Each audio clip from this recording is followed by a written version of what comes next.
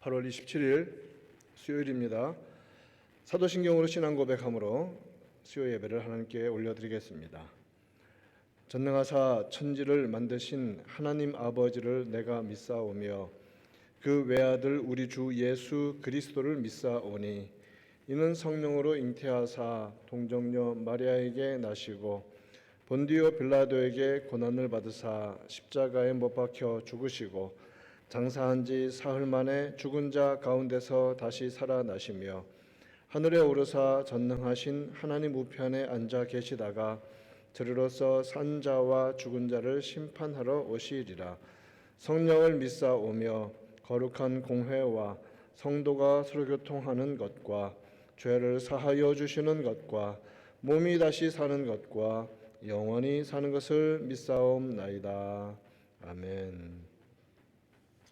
찬송가 208장입니다. 내 주의 나라와 주 계신 성전과 함께 찬송하겠습니다. 208장입니다.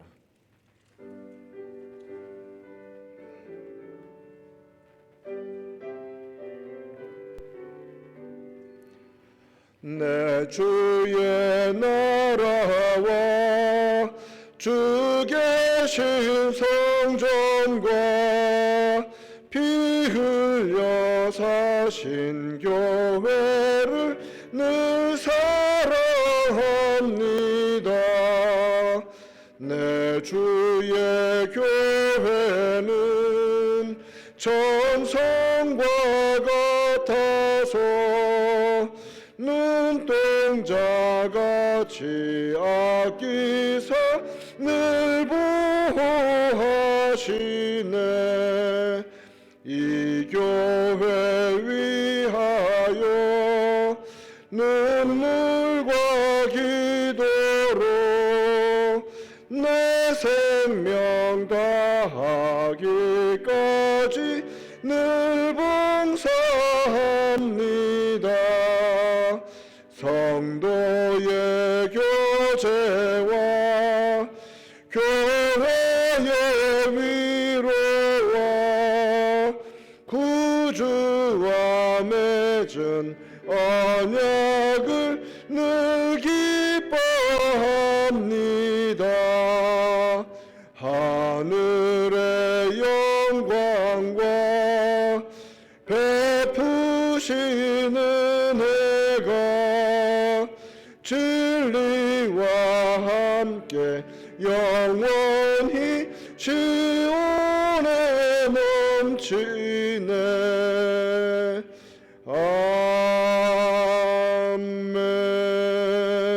아멘. 아멘. 오늘 주시는 하나님 말씀입니다. 마가복음 4장 1절부터 9절까지 말씀입니다.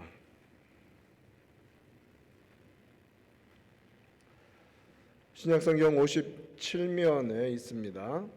마가복음 4장 1절부터 9절까지 교독하겠습니다. 1절 말씀을 제가 먼저 읽겠습니다. 예수께서 다시 바닷가에서 가르치시니 큰 무리가 모여들거늘 예수께서 바다에 떠 있는 배에 올라 앉으시고 온 무리는 바닷가 육지에 있더라.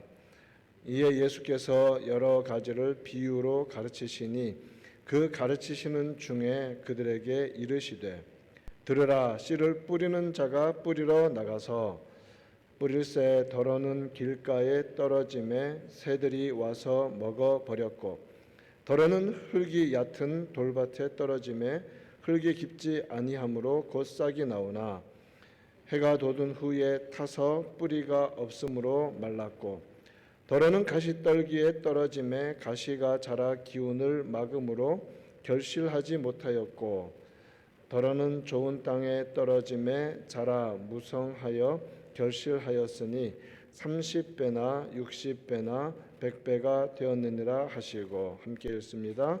또 이르시되 들을 귀 있는 자는 들으라 하시니라. 아멘. 마가복음 4장 1절부터 9절 말씀입니다. 우리가 너무나 잘 아는 말씀입니다.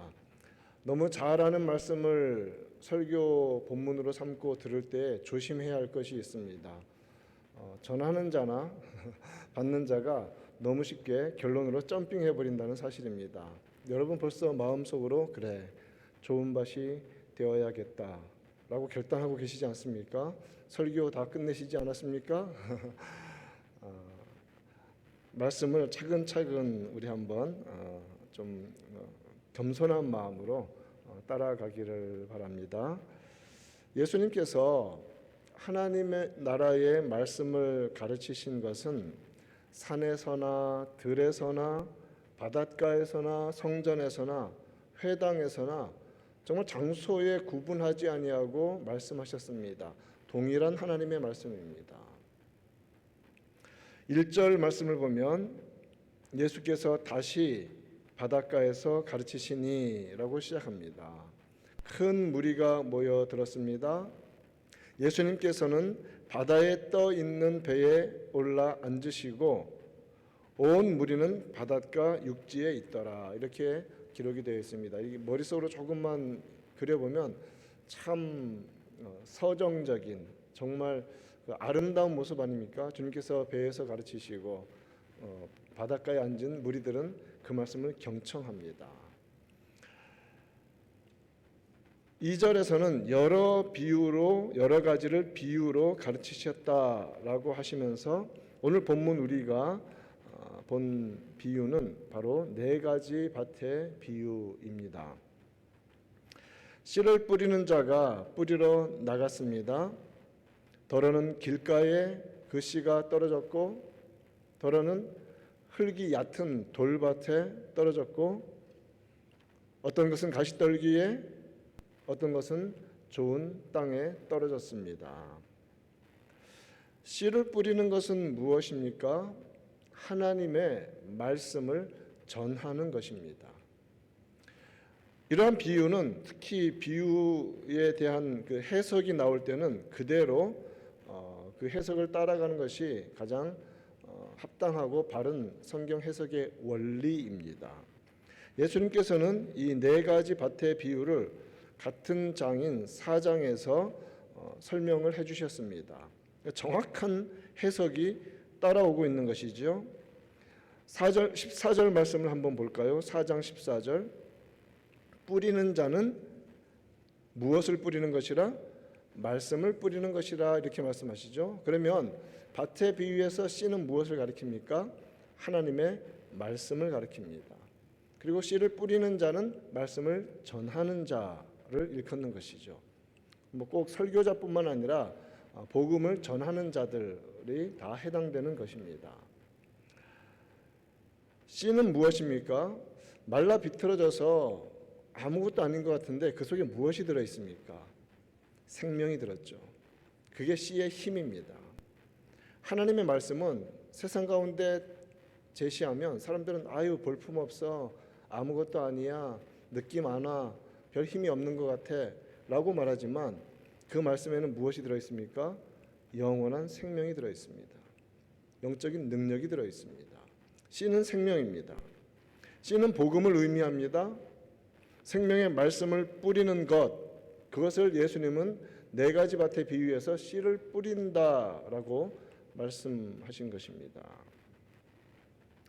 디모데후서 4장 2절 말씀에서 사도 바울은 디모데에게 개인적으로 특별히 말씀을 전하는 사역을 감당하는 젊은 목회자인 디모데에게 권면합니다. 너는 말씀을 전파하라. 씨를 뿌리라는 뜻이죠. 말씀을 전파하라. 때를 얻든지 못 얻든지 항상 힘쓰라. 범사에 오래 참음과 가르침으로 경책하며 경계하며 권하라 이렇게 말하고 있습니다. 말씀을 전파하라.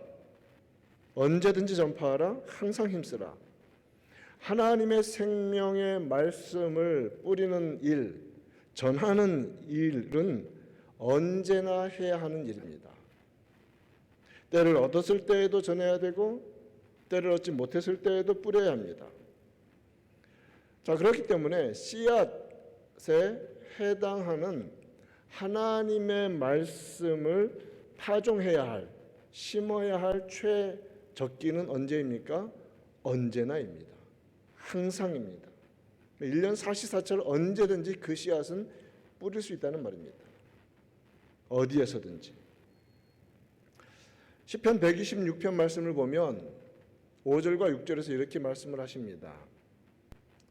눈물을 흘리며 씨를 뿌리는 자는 기쁨으로 거두리로다. 울며 씨를 뿌리러 나가는 자는 반드시 기쁨으로 그 곡식단을 가지고 돌아오리로다. 이렇게 말씀하십니다. 자, 씨를 뿌릴 파종의 시기가 되었습니다. 이제 농사만 집중해서 한번 생각해 봅시다. 그때 뿌리지 않으면 씨를 뿌려도 소용이 없죠. 계절이 있습니다. 자, 그런데 씨를 뿌려야 하는 그 타이밍에 아주 힘든 일이 벌어졌어요. 정말 눈물이 납니다. 마음이 낙담되었습니다. 자, 그렇다면 그 마음이 좀 추스린 다음에, 시간이 좀 지난 다음에 씨를 뿌려도 됩니까? 안 됩니까? 그 시간을 놓치면 수확이 없습니다. 그렇기 때문에 주어진 시간에 내게 어떤 일이 벌어졌다 할지라도 그 씨는 반드시 뿌려야 합니다. 그래야 열매가 나옵니다. 그래서 심지어는 눈물을 흘리면서라도 아픈 몸을 끌고서라도 나가서 씨를 뿌려야 가을에 거두어들이고 겨울에 먹을 것이 있는 것이죠. 그 타임을 놓쳐서는 안 됩니다.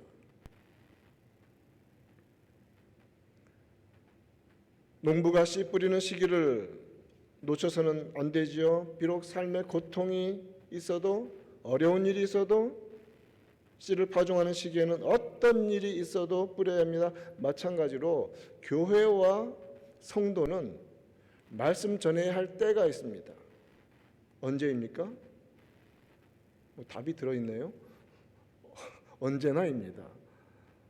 자, 그렇다면 언제나 우리가 말씀을 전하는 일을 등한시한다면 그것은 우리가 의무를 소홀히 하는 것이 되고 말겠죠. 말씀을 선포하고 말씀을 전하는 일에 최적기가 있습니다. 교회에도 있고 개인에게도 있습니다. 언제냐면 항상입니다.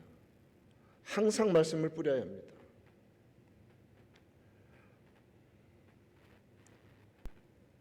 씨를 뿌려야 하는 수확이 있는 것처럼, 수확의 기간이 있는 것처럼, 씨를 뿌려야 수확이 거두어들이는 것처럼 복음의 씨앗이 제대로 뿌려져야 복음의 열매가 나타납니다. 그건 당연한 원리입니다. 복음도 마찬가지입니다. 전하는 자가 없는데 어떻게 듣겠습니까? 아무리 귀한 복음이라도 전하는 자가 있어야 들을 수 있는 것이지요. 그래야 영혼의 구원되는 열매가 나타나는 것이죠. 자, 그런데 중요한 것이 있습니다. 지금 시대에 조금 더 근본적인 질문을 해야 합니다. 우리는 이러한 말씀을 들으면서 항상 어디로 먼저 가냐면 우리의 열심에 대해서 돌아봅니다. 맞습니다. 그래서 우리가 항상 복음을 전하고 있는가? 우리 교회처럼 수요일에 이렇게 2번 예배 드리는 교회 요즘 세상에 흔치 않습니다. 항상 예배하기를 기뻐하는 교회. 복음을 전하는 시간에 듣기를 기뻐하고 말씀에 마음에 새기는 것 정말 중요합니다. 자, 그런데 전도하는 것도 중요합니다.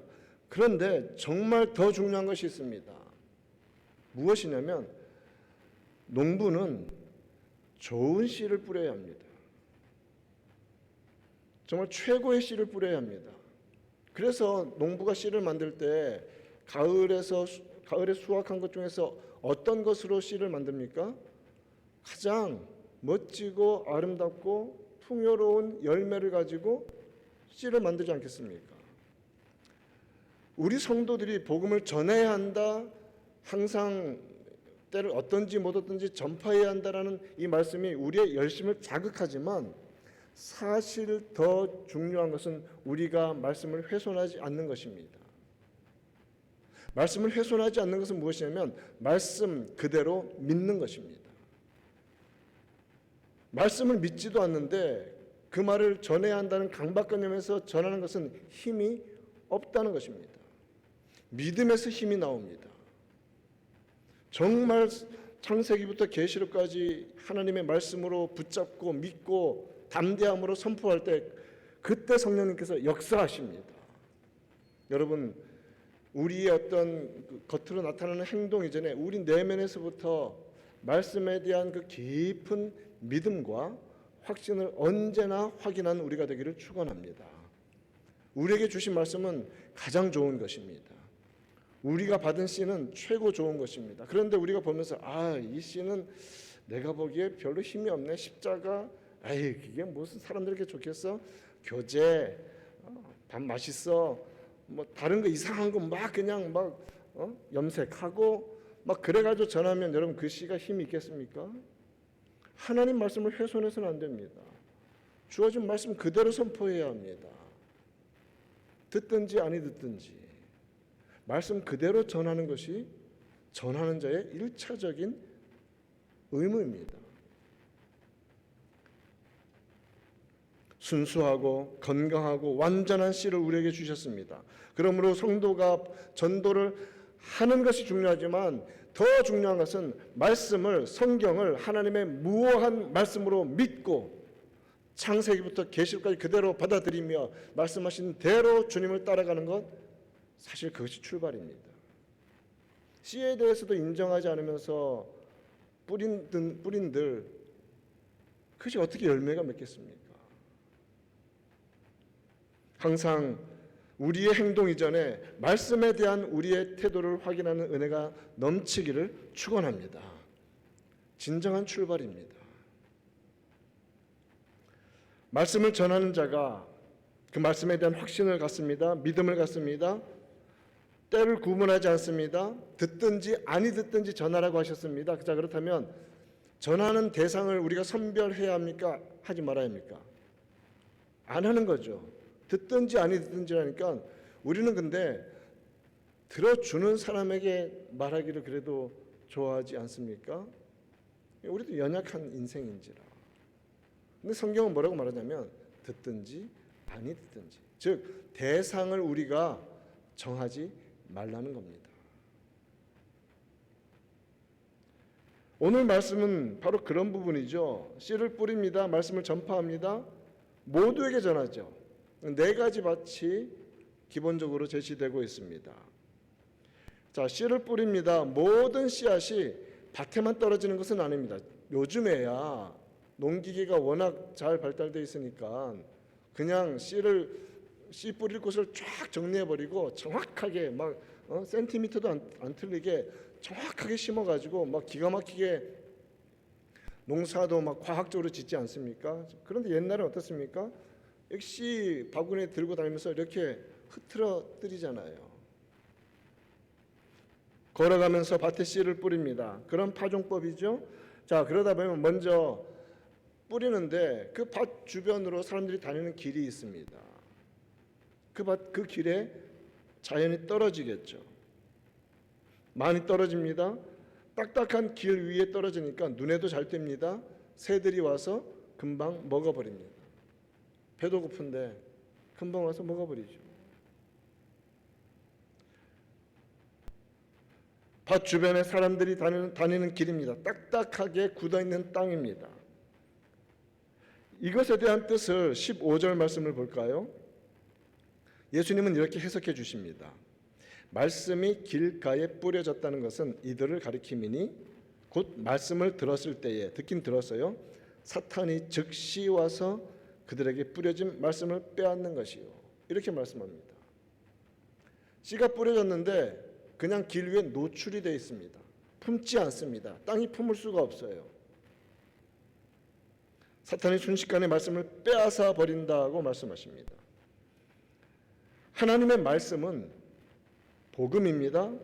구원의 말씀입니다. 영원한 진리입니다. 최고의 가치를 지닌 보화입니다.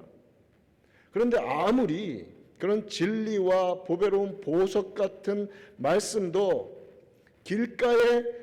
길가와 같은 마음으로 받는다면 그것은 마치 길 위에 노출되어 있는 씨앗과 똑같다는 것이죠. 즉시 사탄의 말씀을 빼앗아 버립니다. 그 길은 어떤 길입니까? 기본적으로 매일 사람들이 오가는 길입니다. 우리의 마음이라고 생각해 보십시다. 우리의 마음에 세상 사람들이 밟고 다니는 길과 같은 상태가 되어 있다는 것은 무슨 의미일까? 기본적으로 길은 어떻습니까? 딱딱하죠. 굳어 있다는 겁니다. 완고하다는 겁니다. 씨가 심겨질 틈이 없습니다. 어떤 마음에?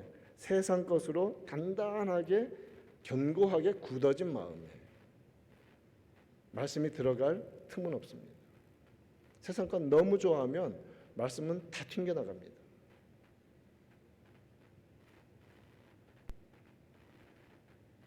완고합니다. 하나님을 거부하는 마음이 기본적으로 깔려 있습니다. 왜요? 사람들이 다니는 길이라는 의미에서 세상의 허탄한 사상에 맨날 노출되어 있어요. 그러한 세속적인 논리를 여과 없이 받아들입니다. 세상 사람들이 다니는 길과 같은 마음이죠. 사람들이 왕래하는 길 같은 그런 마음으로 아무리 말씀이 들려지더라도 곧바로 그 마음은 말씀을 배척해버립니다. 한번 보십시오. 여러분 주변에서 세상 것 너무 좋아서 막 그냥 세상에 빠져 사는 사람들 말씀 잘하면 콧방귀도 안 낍니다. 들어갈 틈이 없어요. 방치됩니다. 사탄이 말씀을 금방 빼앗아 버립니다. 그러면 그 마음은 다시 사람들이 계속 밟고 다니는 것처럼 세상의 온갖 소식들, 세상의 온갖 그림들로 가득 넘칩니다. 여러분 보는 것을 조심해야 합니다. 보는 것이 여러분의 생각을 좌우합니다.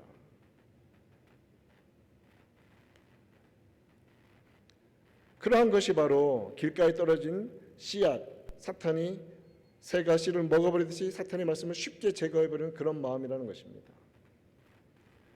또 흙이 얕은 돌밭에 떨어진 씨앗이 두 번째로 나옵니다.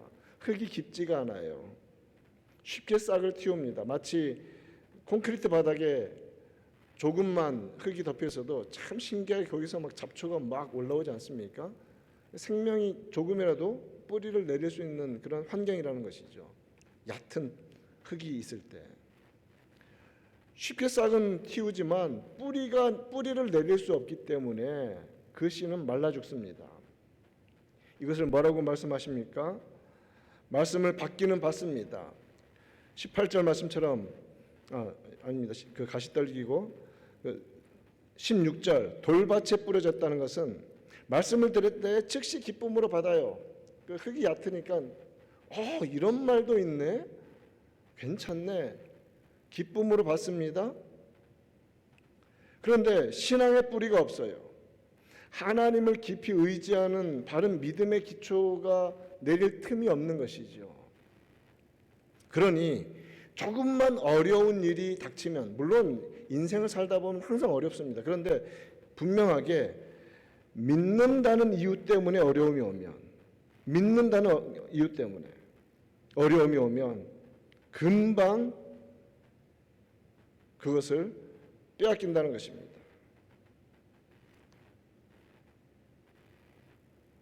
17절에 그 속에 뿌리가 없어 잠시 견디다가 보세요. 말씀으로 인하여라고 되어 있습니다. 교회 출석하는 것을 조금만 누가 태클을 걸거나 혹은 믿음으로 좀 성장하려고 하는 것 조금만 그로 인한 핍박이 오면 역시 아니야. 이래서는 안 돼. 라고 금방 포기해 버리는 것이죠. 감정적으로 반응하며 금방 기뻐합니다. 인내와 겸손과 견딤이 필요한 순간에는 오히려 견디지 못하고 감정이 툭 떨어져 버리는 것이죠. 자, 그런데 사실 이것은 신앙의 연조가 조금이기 때문이 아니라 이런 상태로 계속 가는 사람도 상당히 많습니다. 그 밭이 일구어지지 않는 것이지요. 왜 그런 일이 계속 반복될까? 라고 생각해 보면 말씀으로 온전히 자신이 깨어지는 그런 훈련을 통과하지 않을 때 그런 일이 반복되는 것을 발견하게 됩니다. 평생 교회 오면서 그냥 선포되는 말씀으로만 만족하고 하나님 말씀 앞에 내 스스로 나아가서 펴서 읽으며 묵상하고 하나님이 어떤 분이신지 하나님을 알기에 힘쓰며 그리스도를 아는 지식에서 자라가야 하는데, 그냥 바닥은 길가고 살짝 덮여진 그 흙 때문에 조금 믿음이 있는 것 같지만 반복해서 실패하고 무엇을 해야 됩니까? 그 땅을 확 갈아엎어야 되는데 그 작업은 싫은 겁니다.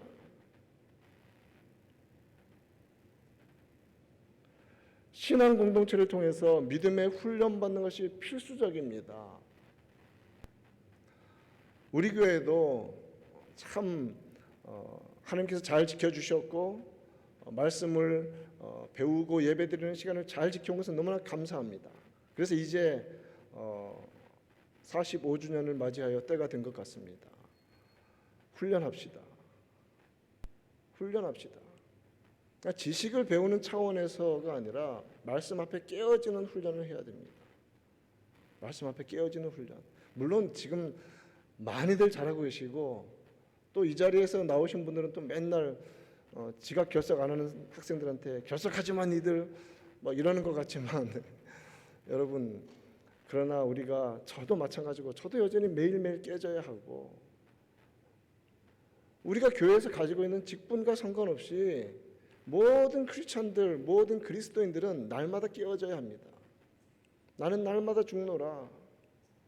날마다 말씀 앞에 죽어야 할 부분은 우리가 죽을 때까지 계속 있습니다. 그 훈련을 해야 됩니다.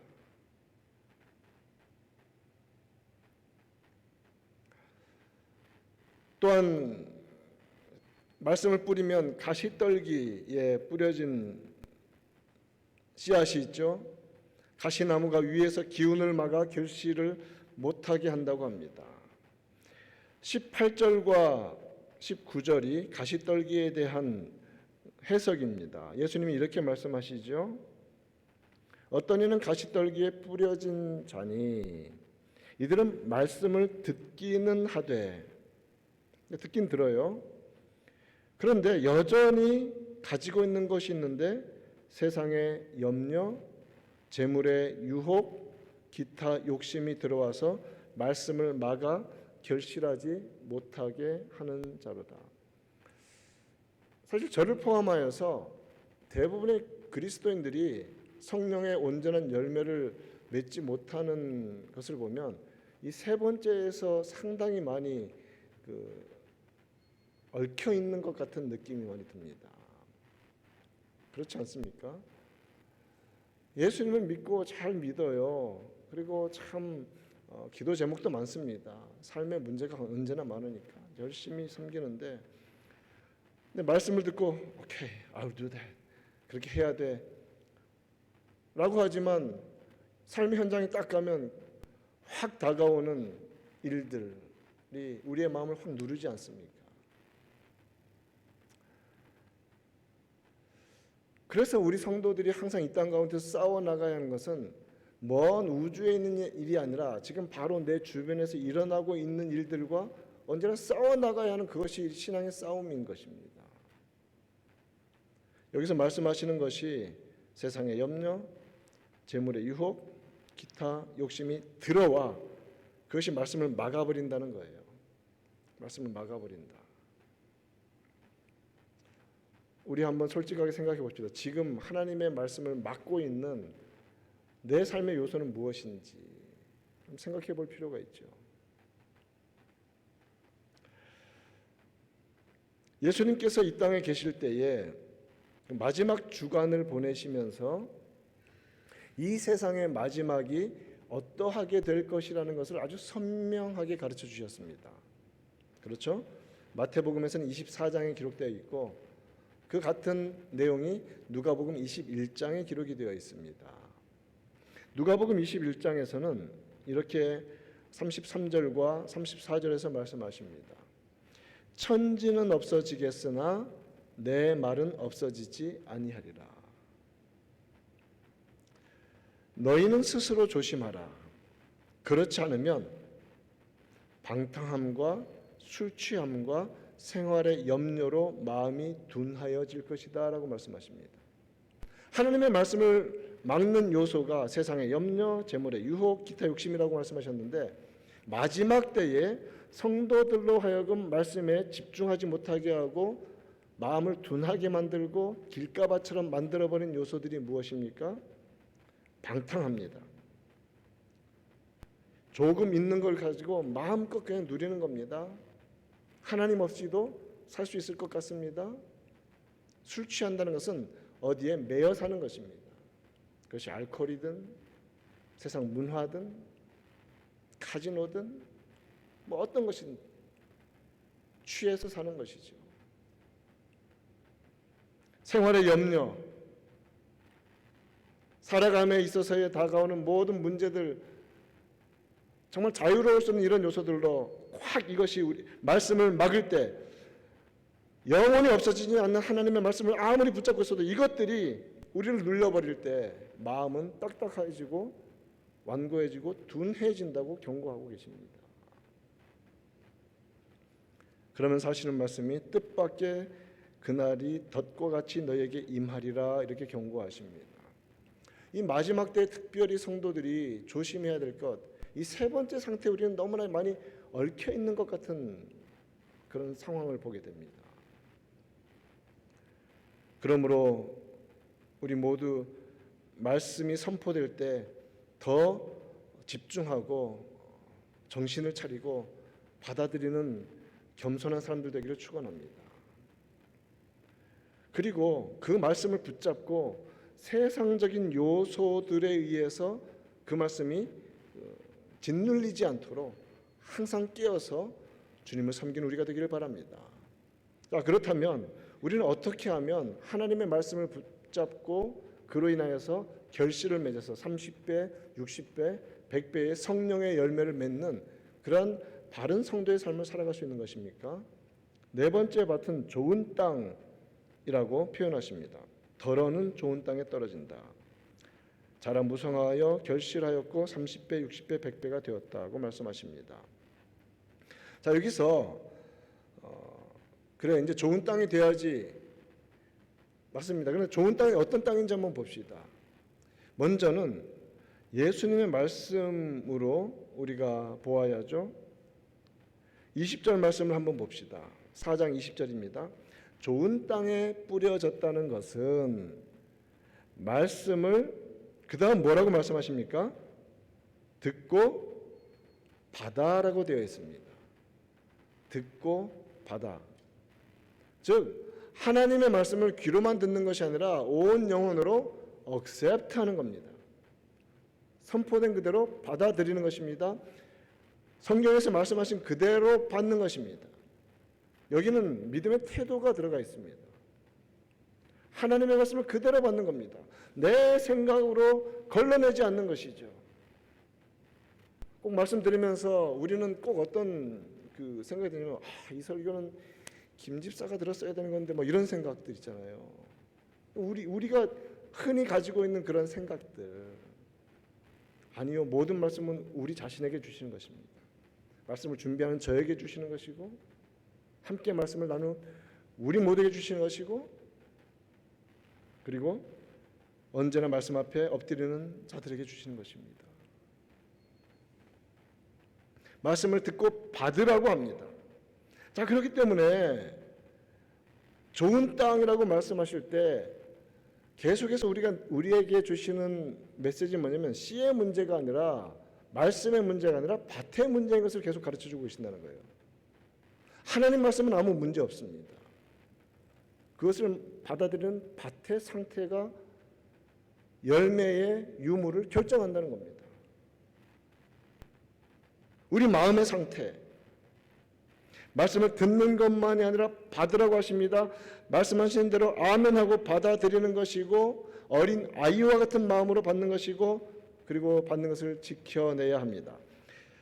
특히 네 번째 밭에 대한 설명은 다른 복음서에서 말하는 같은 해석들을 같이 참고할 필요가 있습니다. 마태복음 13장 23절은 좋은 땅에 뿌려졌다는 것은 말씀을 듣고 깨닫는 자니, 이렇게 되어 있습니다. 마가복음은 말씀을 듣고 받았다라고 하시죠. 이것은 이제 어떤 그 겸손한 태도를 가리키는데, 마태복음에서는 말씀을 들었으면 깨달아야 한다는 것입니다. 성령께서 조명하여 주셔서 이 말씀인지 무슨 말인지 깨닫게 하시는 은혜를 주시는 겁니다. 여러분, 그래서 성경 읽을 때 꼭 기도하고 읽어야 됩니다. 성경의 원저자는 성령님이시죠. 성령의 감동으로 기록되었습니다. 그래서 성경을 읽는 모든 사람들은 성령님, 이 시간 내 영혼 가운데 조명하여 주시어서 밝은 빛으로 비춰주시어서 그 말씀을 기록하셨던 성령님 하나님의 뜻을 온전히 깨닫게 하여 주시옵소서. 깨닫는다는 것은 나를 포기하는 겁니다. 내 방식대로 선별하는 것이 아니라 주신 말씀을 그대로 받음으로 깨달아지게 하시는 성령님의 은혜를 누리는 것입니다. 그것이 좋은 마음입니다. 좋은 밭입니다. 누가복음 8장 15절은 조금 더 아주 자세하게 말씀을 하십니다. 좋은 땅에 있다는 것은, 씨가 좋은 땅에 있다는 것은 중요한 구절이니까 8장 15절 누가복음입니다. 꼭 적어 놓으세요. 착하고 좋은 마음으로, 이렇게 되어 있어요. 자, 그렇기 때문에 말씀을 받는 마음의 상태가 중요하다는 것입니다. 내 생각으로 단단하게 굳어진 마음이 아니라 착하고 좋은 마음이라는 것은 받을 준비가 된 마음이에요. 말씀하옵소서 내가 듣겠나이다, 이런 마음으로 말씀 앞에 나가는 것입니다. 오늘 내가 은혜를 받아야 돼. 내 중심적으로 성경을 펴는 것이 아니라 하나님 말씀하옵소서 내가 듣겠나이다.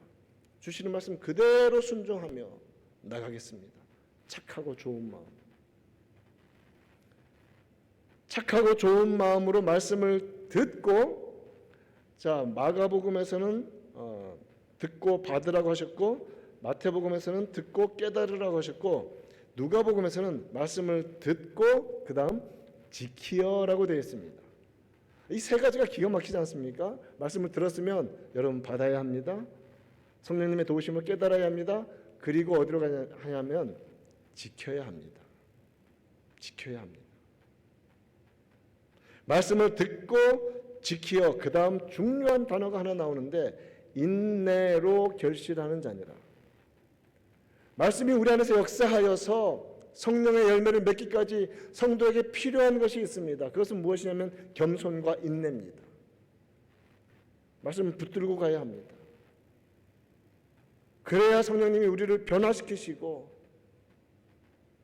그 풍성한 성령의 열매를 거두어 주시는 것입니다. 이것을 모두 합쳐봤습니다. 좋은 땅에 뿌려졌다는 것은 착하고 좋은 마음으로 말씀을 듣고 받고 깨닫는 자로서,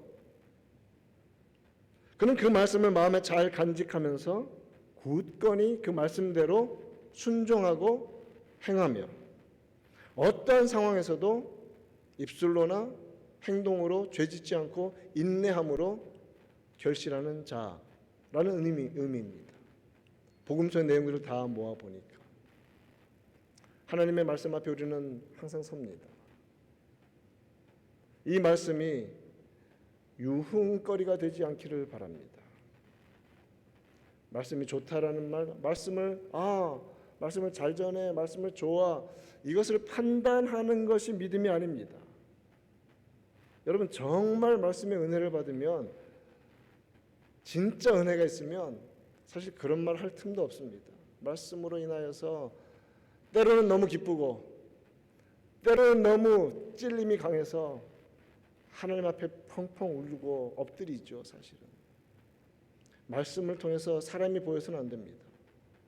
말씀은 말씀으로만 역사해야 합니다. 하나님의 말씀과 하나님의 능력과 하나님의 은혜만 남아야 합니다. 우리는 말씀을 판단하는 자로 이 자리에 있지 않습니다.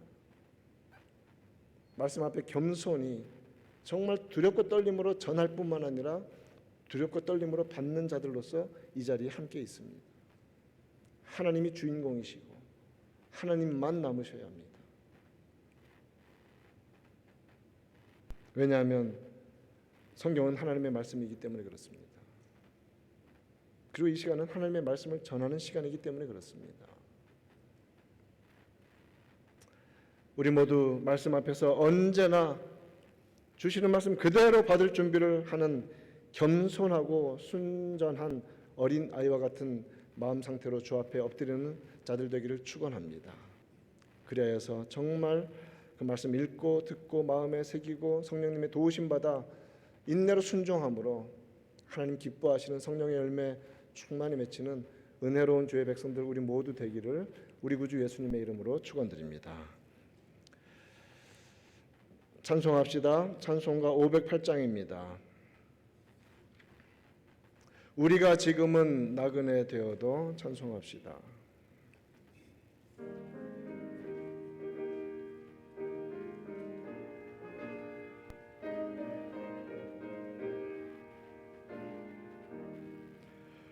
우리가 지금은 나그네 되어도 화려한 천국에 머자나 가리니 이 세상 있을 때 주 예수 위하여 끝까지 힘써 일하세.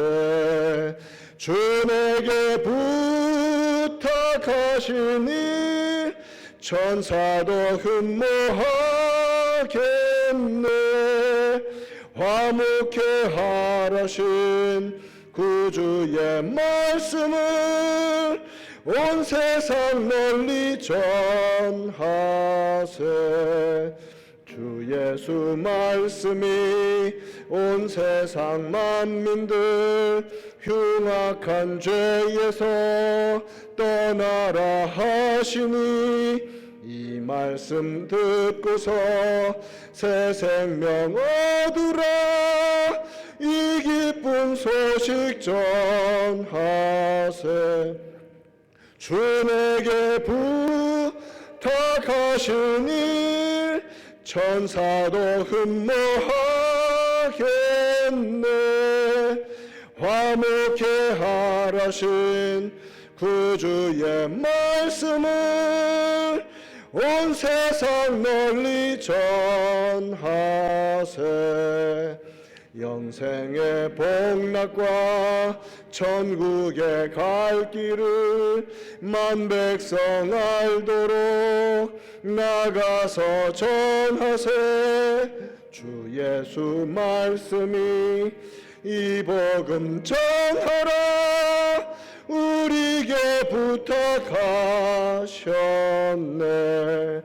주 내게 부탁하신 일 천사도 흠모하겠네. 화목해 하라신 구주의 말씀을 온 세상 널리 전하세.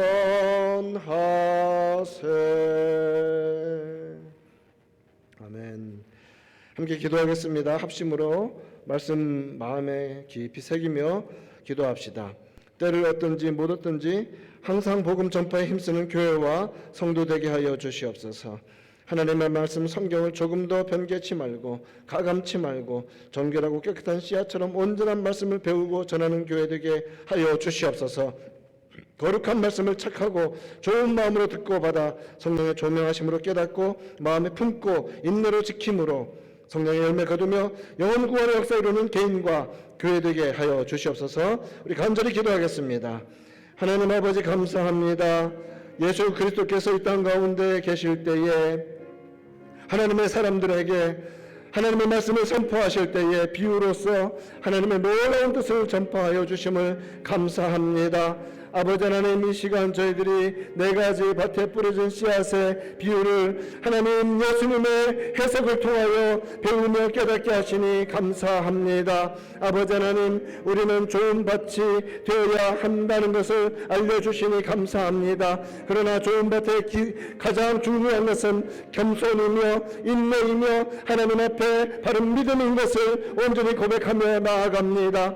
하나님 아버지, 주의 말씀은 아무 문제가 없으며 영원하며 하나님 영원한 생명을 담고 있으며 세상 가운데서는 비록 초라해 보일지라도 하나님의 복음은 완전하며 그 씨앗은 온전히 심겨진 자리에서 반드시 생명으로 역동적으로 일어나며 사람을 살리며 그 인생 가운데 풍성한 열매를 주시는 것임을 고백합니다. 아버지 하나님, 주의 말씀, 성경 말씀을 우리 가운데 주시니 감사합니다. 하나님의 말씀을 믿음으로 받고 하나님 온전히 어린아이와 같은 심령으로 주님 신령한 것을 사모하며 배고픈 가난한 마음으로 주님 앞에 날마다 엎드리는 우리가 되게 하여 주시옵소서. 하나님 아버지, 방관자로서 말씀 앞에 서지 않게 하시며 평가자로서 말씀 앞에 서지 않게 하여 주시고 하나님의 거룩하신 말씀을 온전한 심령으로 겸손히 받는 저희들 되도록 하나님 인도하여 주시옵소서. 아버지 하나님, 우리의 심령이 정말 하나님의 말씀을 받기에 준비된 마음 상태가 되게 하여 주시옵소서.